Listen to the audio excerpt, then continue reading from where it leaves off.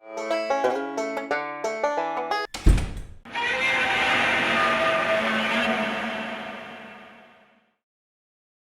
everybody, Yankee here. Today I want to talk about the hypocrisy of the Democratic Party. And I want to talk about civil war.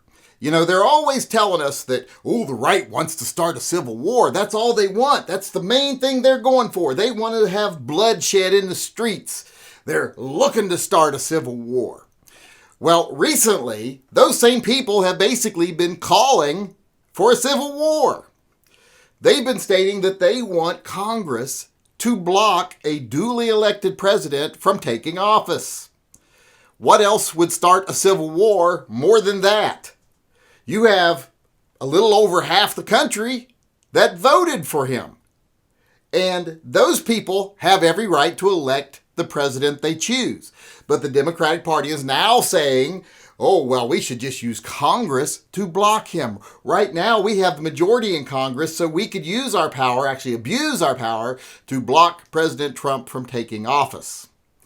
And I ask you, like I said, what would start a civil war faster than that? So Democrats are basically asking for a civil war. And if you don't believe me, there's an article in The Hill all about this. And recently, there were all kinds of little blurbs and memes on the Washington Democratic Party about, yeah, we need to act now to stop Trump from taking office. And I went back to find some of those today, and they're all gone. So I think someone from their PR team went, you guys are openly calling for revolt against a duly elected president. So that doesn't look so good. So you said the quiet part out loud. So they've deleted all that. But the article is still there. I mean, it's hard to delete something like that once it's been out. But all these Democrats were coming forward and promoting this. I got emails about it. Now, of course, like I said, they've kind of backed off now that the public's paid attention. But that is so hypocritical. That's one of the things I hate. Most of you watch my channel know I can accept pretty much any opinion except for ones that are based on hypocrisy.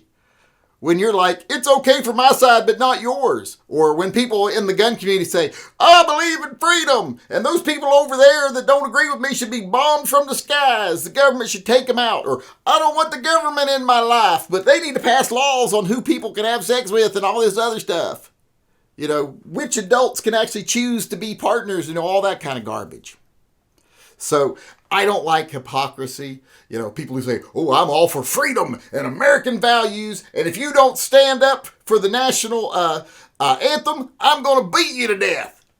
You know, those people have no understanding of what freedom actually means or forced patriotism, any of those things. And that really bothers me. I don't like hypocrites. And how much bigger of a hypocrite could you be than to be like, oh, we're the party of, you know, being inclusive and, you know, respecting people's opinions until they decide something we don't like, and then we're going to call for civil war. But I just wanted to point that out today because it's very annoying. If you're watching me and you're a Democrat, be aware what these people you're voting for are doing. If you're watching me and you're a Republican, be aware of what these people are doing. Because I don't know about you, but I keep guns hoping for a civil war. Just like I don't wear my seatbelt hoping I crash my car. I'm able to defend myself because I believe that's the only way you can truly be free. Is if you have the independence to protect yourself, your neighbor, your family, etc. And they have it too. And as a collective, we can defend ourselves. That's the only way we're truly free. And it seems some people, both right and left, don't want that. Because, you know, none of them want us to have gun rights. And that's why.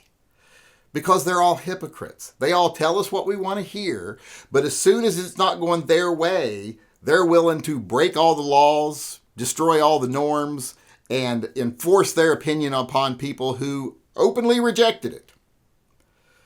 So do not trust politicians, and especially right now, don't trust the Democrats because they lost.